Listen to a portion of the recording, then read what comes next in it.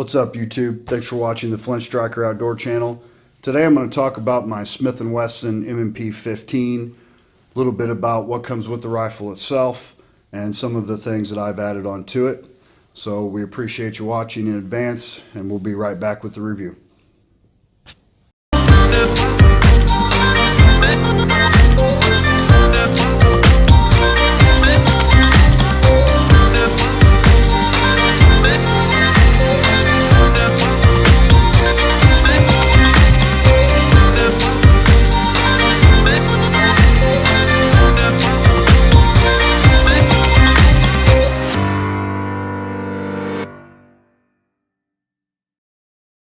Here we go. So this is my Smith & Wesson M&P15 Sport. I did a lot of research whenever I was looking to buy a new AR, and really it's hard to find better reviews than Smith & Wesson's M&P15. It's a very reliable gun, and that so far that has rung true for me. I put about 1,000 rounds through it, haven't had any types of issues, no jams. It's very accurate, very lightweight, and seems to be a very reliable gun.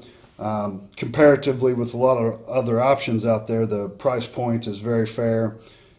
This particular model that I have is their MagPul edition. It did come at a higher cost just because of a lot of these MagPul goodies. So you have the MagPul rear adjustable buttstock, your hand grip, and the MagPul covering over this portion of the barrel. In the standard M&P15 Sport, which is all black, this is the flat dark earth edition that I got. It's just a personal preference as well. I have a lot of rigs that I like the flat dark earth in. I'm actually in the process of setting up a compound bow that'll be in this similar color makeup. So again, it's just something that I enjoy and is a personal preference. So your standard M&P15 will have Picatinny rail where this MagPul covering is up here. Of course, both models have Picatinny rail here on the top of the upper receiver. And this model did come with a MagPul rear flip sight that works in conjunction with the A2 iron sight, which is also adjustable. But this MagPul flip sight works very well with that front iron sight. It was easy to sight. It's a perfect backup sight measure for me. More than likely an AR that you're looking at isn't going to come with some of these MagPul accessories. But if you want a quality backup sight, I'd highly recommend the MagPul. So this is the MagPul MBUS Gen 2 rear flip. If for some reason your gun doesn't have a front iron sight, MagPul also makes a front flip sight to work in conjunction with the rear flip.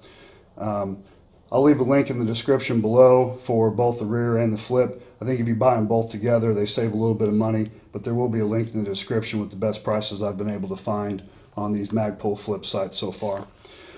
So back to the overall gun.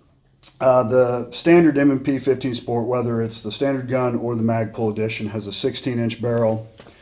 These are a 1/9 twist, chromed firing pin.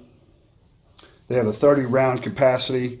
You can use a PMag, which I love the PMags. I think they're very reliable. I probably have 15 or 20 of these, but I've never had any issues with them. They're unbelievably light. And just my choice of mag for sure. I think you can pick these up at any big box retailer. I know Cabela's, Bass Pro has them, etc. They're usually somewhere in the $15 to $18 range. So this is a Gen 2 PMag. Gen M2 PMag. Anyway, highly recommend that. This gun is 5.56. Obviously, it will support 223 rounds as well. It's been very accurate. I've been using a 62 grain green tip round, and they've been working very well. I'm sure that there's not a whole lot of difference in more of your standard 55 grain rounds, but I just prefer the 62 to have that little extra power. But anyway, been very happy with it. Been very reliable, very good gun. Highly recommend it. So I have this set up with some other accessories as more of a close range, kind of a home defense setup. If I wanted something more long range, I probably would have went with a longer barrel, obviously a different optic, but I'll talk a little bit about those components. So obviously we already talked about the rear flip sight. Again, that's the MagPul Gen 2 MBUS. I went with an AT3 Tactical red dot reticle sight. I did a lot of reading up on reviews on these different sights, and this one had a lot of real positive reviews. Couldn't really find any negatives about it. It's very competitive from a price standpoint. Comes in cheaper than a lot of your big name optics like Vortex and some of the other options out there. But just to have a quality red dot reticle with a long battery life, waterproof, really well mounted, holds true type of setup, I would use this again and again. So this is the AT3 Tactical Leos red dot sight. It has covers, both front and back flip. They're tool-free adjustments for both your elevation and your windage. The caps have these little risers here that fit perfectly in to make your adjustments. So you have a basic power button to turn your red dot reticle on. Some optics have red and green dot options. This one is only a red dot. I don't have a need for a green dot. I prefer the red, actually.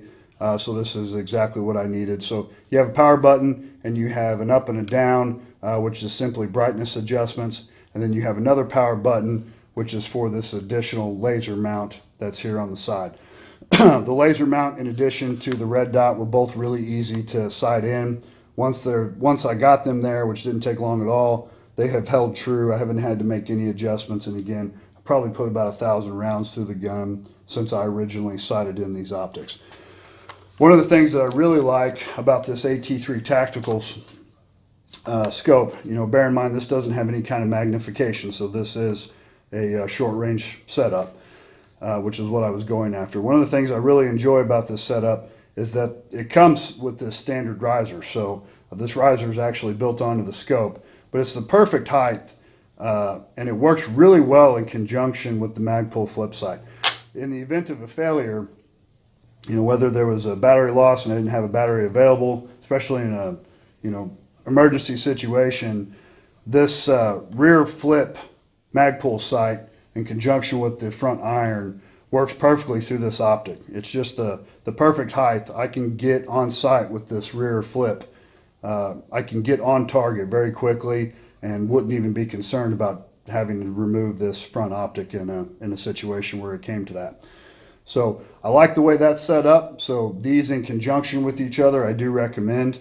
If you are going to look at other optics, obviously it might be something you want to consider. They're not that difficult to get off, but not having to take the time to take them off at all is a win in my book, just from a pure time perspective. So if I don't have to make any adjustments and it's simply flip up my sight and get on target, that's what I would prefer. So I do like this setup for that, and you do get a really clear picture of your sight through the flip directly through this AT3 optic.